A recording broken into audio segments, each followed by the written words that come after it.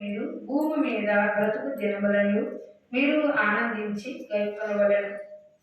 మీరు దేవుని యొక్క వాగ్దానం నెరవేర్చి దేవుని ఆజ్ఞలో నిలబడ్డారు కాబట్టి ఆయన మీకు స్వతంత్రంగా భూములు ఇస్తాడు.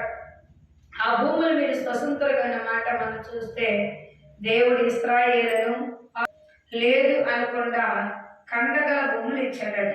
అవి స్వాధీనపరుచుకున్నారు కనుక వారు చక్కగా సమృద్ధి పంటలతో ఉన్నారు. ఇప్పుడు ఆ భూములు మీరు ఎలా ఉండాలి అంటే సమృద్ధిగా ఉండాలి. మీరు పంటలు పండించుకోవాలి, చక్కగా మీకు అన్ని ధాన్యాలు కూడా నిలబడి ఉండాలి, అంటే నిల్వలు ఉండాలి. లేదు అనే మాట మీకు ఉండకూడదు. అందుకే మీరు స్వాధీనపరుచుకున్న జనులు గొప్ప పర్వతములు మీదనేమి మెట్ల మీదనేమి కానీ పచ్చని చెట్ల క్రిందనేమి యొక్క రెక్కలు తన దేవతలను పూజించుచుండును. ఆ స్థలములన్నిటి మీరు బొత్తుగా ఆడు చేయవలను.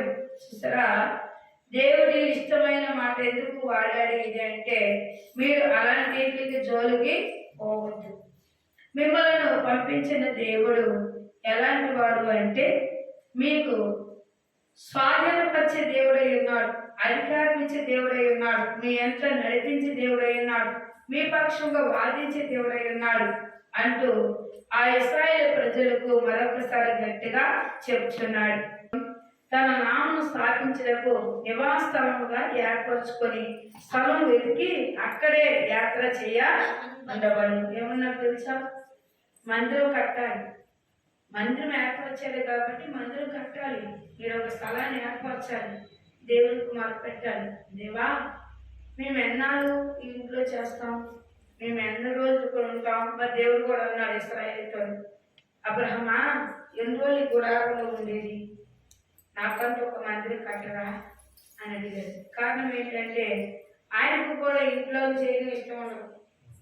ఆయనకు ఒక స్థానం కావాలి, ఆయన ప్రత్యేకత కావాలి, ఆయన మనకు వచ్చిన పిల్లలు దీవించబడాలి, వారు వచ్చినప్పుడు వెళ్ళినప్పుడు దీవిస్తారు దేవుడు. అందుకే ఇక్కడ ఇశ్రాయేలు ప్రజల గురించి ప్రత్యేకంగా చెప్తున్నాడు.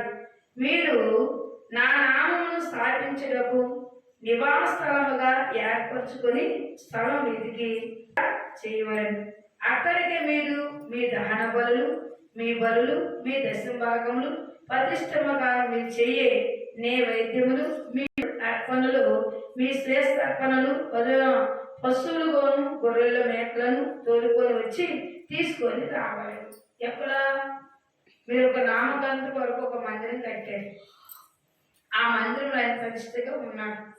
మీరు అక్కడికి దశమ భాగములు, కానుకలు, అర్పణలు, మొక్కుబళ్ళు, మరి గొర్రెలు, మేకలు ఏదైతే మీరు తీసుకొస్తారో అక్కడికి రావాలి. వచ్చినప్పుడు మీరు ఇచ్చి నన్ను ఏం చేయాలన్నాడు? శోధించాలి. నన్ను మీరు శోధించాలి. ఇచ్చిన దాన్ని దేవుడు ఏం చేద్దాక? రుణపడే దేవుడు కాదంట, బాకీ పడే దేవుడు కాదంట. మీరు భాగస్థులై ఉన్నారు కాబట్టి ఆ భాగాన్ని ఇచ్చి నన్ను శోధించంటున్నాడు. మరి ఆయన ఆస్వాదించే కొలిది, వడ్డిల్ల కొలిది ఆ దానం ఎక్కడ కనపడాలి? మందిరంలో కనపడాలంట. మరి ఆస్వాదించబడుతుందంటే మరొక మార్గం తెరుస్తాడు, మరొక ద్వారం తెరుస్తాడు, మరొక త్వర తీర్తాడంట. అప్పుడు వారికి ఏది కావాలన్నా ఇవ్వడానికి ఇష్టంగా ఉన్నాను. అందుకే నాకు ఒక మందిరం కట్టండి, ఆ మందిరంలో మీరు ప్రతిష్టమైన తీసుకురండి. శానాత్మలుగా శ్రేష్టాత్మలుగా పశువులు గొర్రెలను తోలుకొని వచ్చి తీసుకొని రావాలి. మీరు నా దేవుడని యెహోవాను మిమ్మల్ని ఆశీర్వదిస్తాడు. మీరు అక్కడికి వచ్చినప్పుడు అయ్యో ఎదిచ్చామనుకోకుండా అసలు కానుకన్న మాట మర్చిపోవాలండి. పెట్టే కాను పెట్టాం చూడకూడదు, ఏం చేయకూడదు? దేవుని స్తోత్రం, హల్లెలూయా. అప్పుడు నన్ను శోధించాలి, అప్పుడు నేను మిమ్మల్ని ఆశీర్వదిస్తాను. హల్లెలూయా, హల్లెలూయా. సుసల ప్రియులారా, ఆ పట్ల ఇచ్చాక జాబం తగ్గిపోయింది. కుటుంబ సభ్యుల గురించి, వారి గురించి, పానార్పణల గురించి, అర్పణల గురించి చెప్తున్నాడు. మీరు ఎలా నడిస్తే దీవించబడతారని. దేవుని స్తోత్రము, హల్లెలూయా. మీ దేవుడు యెహోవా మిమ్మల్ని ఆశీర్వదించి మీకు కలగజేసిన మీ కుటుంబంలో మీ దేవుడైన యెహోవా సన్నిధిని భోజనం చేసి మీ చేతి పనులన్నిటిలో సంతోషించవలెను. ఏమన్నాడు ఇక్కడ?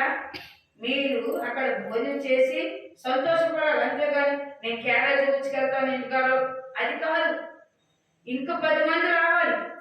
నీ వల్ల నువ్వు పెట్టిన భోజనానికి ఇంకొక 10 మంది నువ్వు పెట్టి వరకు ఉంటే ఆ 10 మంది దీవెన కూడా నీకే ఇస్తాడు. అది ఇవ్వడం కోసమే అది నీది నువ్వు పట్టుకెళ్ళకన్నాడు.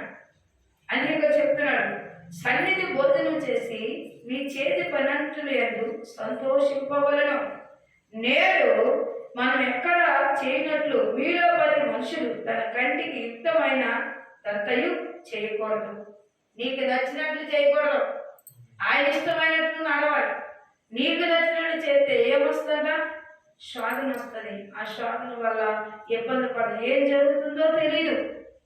పదాగా సన్ని చుట్టే జరగాలి. ఎప్పుడు బలహీనత, ఎప్పుడు శోధన, ఎప్పుడు కూడా భయంకరమైన స్థితి, ఆందోళన, ఏది తెలియదు. అందుకే ఇక్కడ అంటున్నాడు, నీ దేవుడైన యెహోవా నీకు ఇచ్చినట్టు విశ్రాంతి స్థానమందు మీరు ఇదివరకు పొందలేరు.